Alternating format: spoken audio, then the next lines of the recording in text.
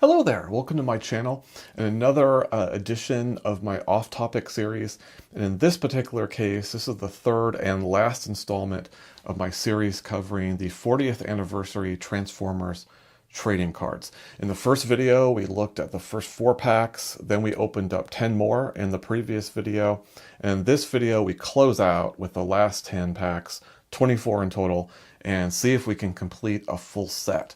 So just as a reminder, in terms of where we were from a stat perspective when we left off in the last video, we had about 75% of the core set represented, and then 12% of the core set in a folio or foil version. I always say that word wrong. So we're getting there, at least in terms of the regular cards.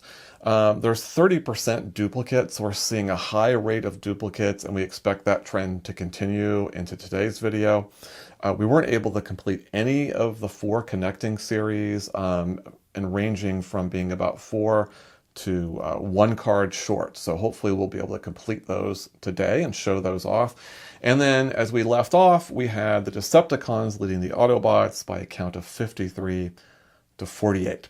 So all that gets us caught up to date, and let's go ahead and finish the last of the packs. Then we're going to basically show off the connector cards together for the first time. I'll kind of highlight some of the unusual cards in the series, and then we'll sum it up with a final review. Down to the last 10 packs, so here they are, and let's just dig on in, and we're going to go through this super quick because there's not going to be that much that's novel. But there might be a few surprises, so let's see what we find out. Pack 15 starts us off with yet another version of looking at the toy of Devastator, but this from different angles. Kind of interesting. Seems like it's getting a little heavy on the Devastator concept, but there you go. Got another combiner card there. Combiner card, 3 in a row. Oh, we had Runabout and Run Amok. I think we had the white one. I think that was Run Amok. This is probably Runabout. Oops. Yep, there we go. Not much to say there. Here we have a foil version of Prowl. Prowl was definitely one of the more iconic figures in the original generation. Very heavily emphasized in both the cartoons as well as the comics, and kind of a number 2 to Optimus Prime. So definitely a key figure there. So not surprised to see him in the single digits. There's another combiner card, really heavy on the combiner cards this time around. We've talked about Mirage before, although I think we saw a sketch of it. This is the actual drawing on the toy box. Again, Mirage is one of my favorites, definitely one of the cooler Transformers. The head would disappear into that cavity into the front, so when they were transformed as a car, you never saw the head, which is one of the keys to being one of the better Transformers in my mind in the original series. So definitely a great character. Mirage can create illusions. That was used certainly early in the comic book series. I don't remember how they used them in the cartoon, but definitely a key player in Transformers lore. Here's another combiner card. All right. Pack 16 is going to start us off with a combiner card that we've definitely seen a number of times. Got another combiner card there. Another one. Oh, we got 4 now. All right. Huffer is a copy. Here's a foil version of Blaster that we've talked about already. Another combiner card. Woo! Okay. Finally an original card. This is the Autobot. The Autobot and the Decepticon cards make the full checklist of the series. So there you go. Those are cards 1 through 64. All right. That's cool. Then we've got another Prowl, which we've gone over, and we've already talked about Soundwave. Pack 17 starts with a combiner card. At this point, I've completely lost track, but at a glance, I don't think we've had this one before, so that's good news. I don't think we've had this one before. This is one of the next generations of the Decepticon jets. I think this one is Thrust. Yep. So this was actually one of my favorites of the new molds. Dirge was another one. I didn't care for Dirge, but he was one of the new molds. And I feel like I'm forgetting someone. But Thrust, I never owned Thrust, but I thought Thrust would be a cool character to own. And I don't remember Thrust playing much of a role in the cartoons or the comics. So he didn't leave an impression on me there, but I like the toy. There's Ravage. We've talked about that.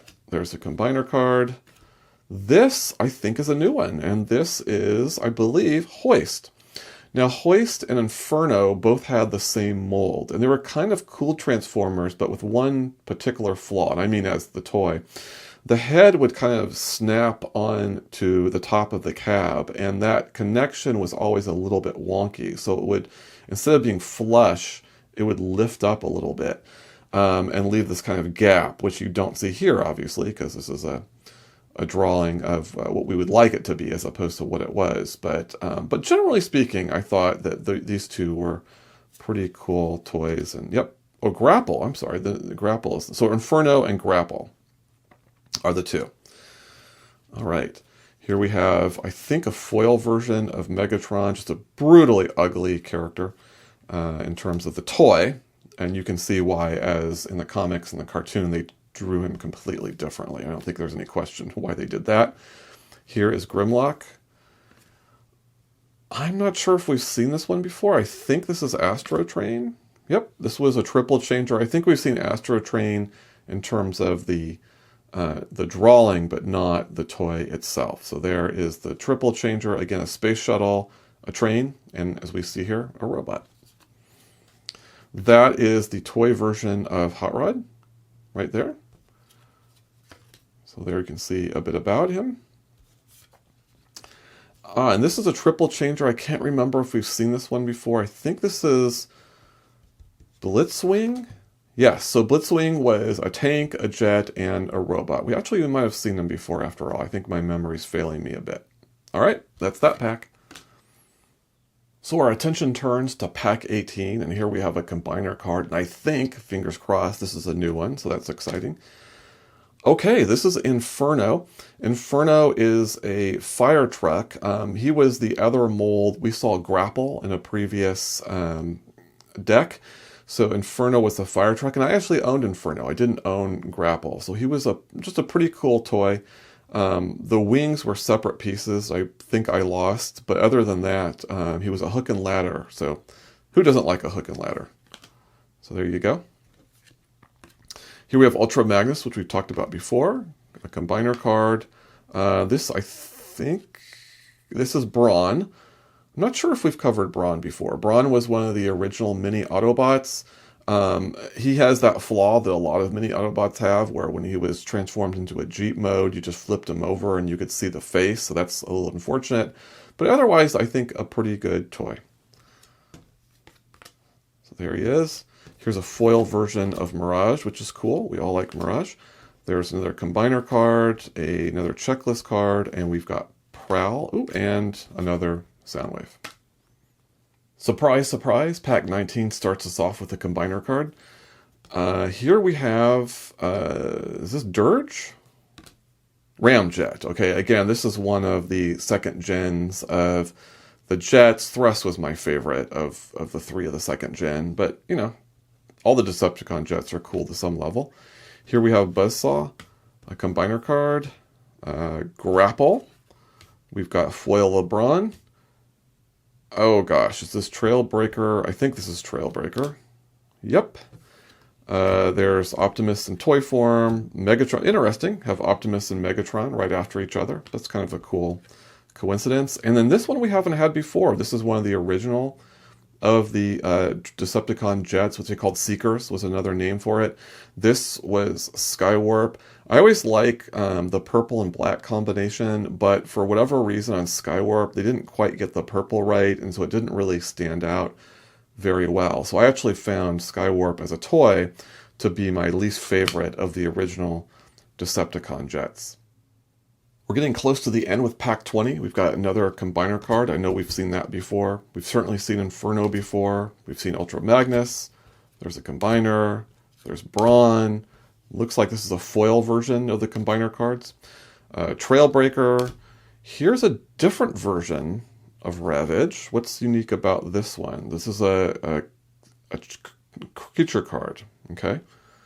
So a little bit of a different description on the back, a little bit of a different art on the front, but we certainly have seen Ravage before. This, I believe, is Bone Crusher, yep, and another combiner card. Pack 21 starts with the combiner card. Here we have, I'm going to get this wrong again. We just saw it in an earlier pack. Is this Ramjet? Ah, I got it right. Okay. This, I believe, was Blitzwing or Astro Train. There's a combiner. There is Blaster. Here's a foil version of the toy of Hot Rod, Trailbreaker, Optimus, and Megatron back to back again. So that must have been on purpose or part of their normal production. And then here's another Skywarp. Here we're at pack 22, and I'm wondering if there's going to be anything original left. Here we have a combiner card, Perceptor, Buzzsaw, combiner card, Wind Charger, foil version of Sunstreak, so that's new. Cliff Jumper. Okay, here's a sketch card, another nice one. My previous one was Mirage, was excellent. This one's a kind of a cool one too. And so if we go in the back, there we see Bob Budiansky, who I think I butchered his name in the previous one. But nice to have his two cards are both really good. So I've got some winners there. So a nice Shockwave, a nice surprise here as we get toward the end of the set. And here we have a Constructicon. This one is Hook, I think. Yep. I don't know if we had Hook before, actually. That might be our first one of that. I can't remember. And then here is Soundwave. The penultimate pack sadly features Gnaw to begin with. Ramjet, I cannot remember his name. Frenzy, Gears, Huffer. Looks like that's a foil Ironhide. That might be new. Grimlock, combiner card. Scrapper? Yes. And then Thundercracker. All right, the last pack. Will there be any surprises? Well, we don't start off with one. This is a combiner card. Here we have Thrust. Here we have Astro Train, another combiner card. We've got Ratbat. Okay, a foil Ravage, although it looks like there's a little bit of a flaw there. Not terrible. Grimlock. There's a toy Astro Train. There's a toy Hot Rod and Blitzwing. So not really, unless you consider the foil to be a surprise. Kind of a meek ending for the set. So here's what it looks like with all the connecting cards together. This is the first series, Series A from 1984. So this is the classic image that was on the back of most Transformers toys at that time. It looks pretty good. A bit of a shame, though, that the 40th logo was put on every card. Maybe put them on one card, maybe in the corner, or put them on the back, but it kind of ruins the effect. And unfortunately, that will carry through to the other three series. This is the Connecting Series B. This is from 1985. This might be my favorite year. You've got the Dinobots, you've got Jetfire, you've got Shockwave, you even have the Insecticons. One of my favorites for sure. Disappointed, you might have noticed we didn't have Jetfire as a character in the main set, and this is probably one of the most iconic toys in the series. This connected with Robotech.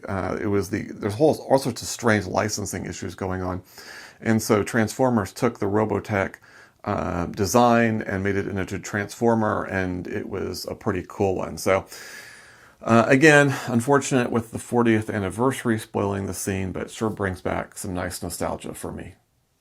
And here is Connector Set C. This is the first of two. In 1986, you have Metropex featured here, and you've got Trypticon coming in from here. You've got the Predacons over here. You've got some Triple Changers, and you've got Hot Rod there, Ultra Magnus, Blur. A lot going on in this particular image. This is the last of the Combiner series.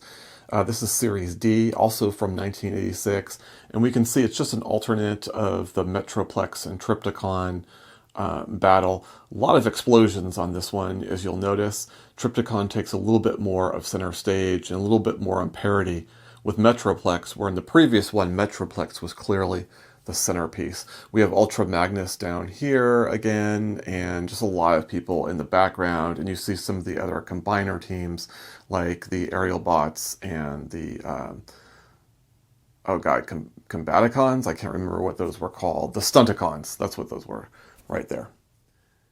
I thought I would summarize any of the cards that were outside of the core set, and there were basically 5 of them. And here they are on the top side. And this is what they looked like on the back side. So I like the selection of these cards. None of them were signed. So no signed cards, only 1 of the 4 metal cards. But for what I got, I can't complain. And lastly, these were not part of the set itself, but as being part of the Kickstarter campaign, they did a special series and they released a separate card as the campaign hit various tiers, filling out the 8-part series. And we'll just go right to the back now. And then here's the back side. You can see them numbered 1 through 8, and they're what's on what they call a clay stock paper. So that was a nice touch for the Kickstarter campaign. And then finally, just to kind of complete things, I did order this binder from the Kickstarter campaign, and you can see here on one side, it's the Autobots and kind of a nice little collection of images there. And then on the flip side, you have the Decepticons with Thundercracker there on top and going all the way to the bottom to the Decepticon logo.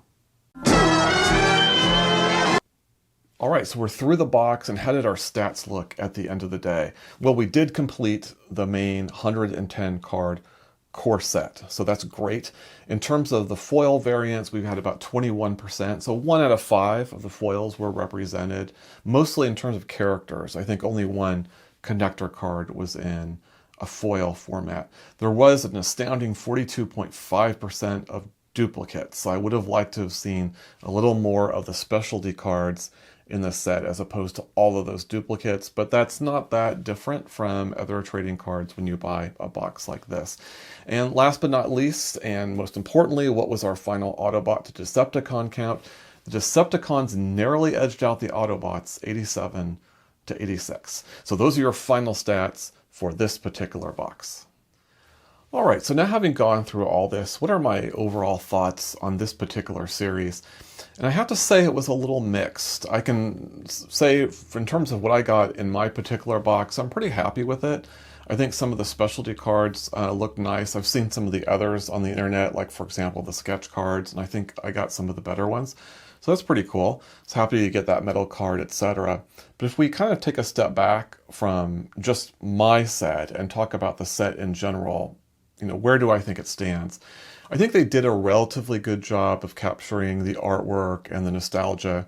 I do wish they had the character stats on the back instead of just descriptions, but I kind of understand it because maybe there wasn't enough room for both and they chose to go one without the other. I mean, that's a small issue. Just one I thought they could have done a little bit better. My main gripe on the set is that it's definitely incomplete. So in terms of the 3 years it covers, 84, 85, and 86, they cover almost every character in 84. I think only 3 were not represented. And when I say 3 weren't represented, I mean in the core set. It's possible there was about 40 cards that were supposed to be unique. They might have even been only available in the Kickstarter campaign that might have filled in some of these gaps. But in terms of the core set, we were still missing, pretty significant figures like Hound and Ratchet. So that was a little bit disappointing to see. And then the gap gets even wider as we go into 85 and 86. In 85, there were 27 robots missing, so they only covered 40% of the toys that were released, and we were missing things like you didn't have Jetfire, you didn't have Omega Supreme, it only had 1 Insecticon, and not even the 3 most popular ones. You only had Grimlock, not the other 4 Dinobots. You didn't have Whirl, and more. So a lot missing in that year. And then if you go on to 86, we see even more gaps there. We see 47 robots that were not included. So they only included, just under a quarter of what was in that generation of toys. It missed in the main set, Rodimus Prime. We had a collectible card version of him. Missed Metroplex. There were all sorts of combiner teams after Devastator. They weren't represented. Skylynx and more. So a lot of gaps in this series. Now, maybe it's possible that their thought process was, in celebrating the 40th anniversary, and they launched this last year, so that was 40 years from 1984, they had the thinking of releasing 2 other sets in the series that would help kind of fill in those gaps. And maybe we'll see more representation from the comics. There was really nothing from the comics other than some cards designed or written by either Simon Furman, who was kind of famous for working on the UK version of the comics, or Bob Budiansky, sorry, I butchered that name, from the US and the Marvel version, and a really big player in terms of creating the lore. So outside of that, there was no representation of the comics, at least in the series that I got. And of course, I have the entire core series. So I feel like it could have been better. I like some aspects of it. I think they did a good job. The cards look generally nice. The descriptions are fine on the back, and it is a great nostalgia trip through that kind of artwork and marketing of Transformers. But at the same time, a lot of holes in the collection. Could have had a little bit more in terms of special items, in my opinion. I'm not sure how that rates to other cards. I don't collect cards all that much, so I don't really know how standard this set is versus other things you'd find in the industry. But it just seemed to me like it could have been a little bit more. If I was to give it a grade using the classic A to F scale, I think I would give this a B. This is probably a solid B. They definitely could have done worse. They had some opportunity to be better, but still a pretty good product in the end. And I think probably worth the price for at least $1. I wouldn't bother chasing any of the other elements of the set. I don't think it's that good or innovative of a series, but certainly a nice trip down nostalgia lane. All right, I hope you like that. If you have any questions about any of this, just let me know. I'll try to answer them best I can. Otherwise, have a great day.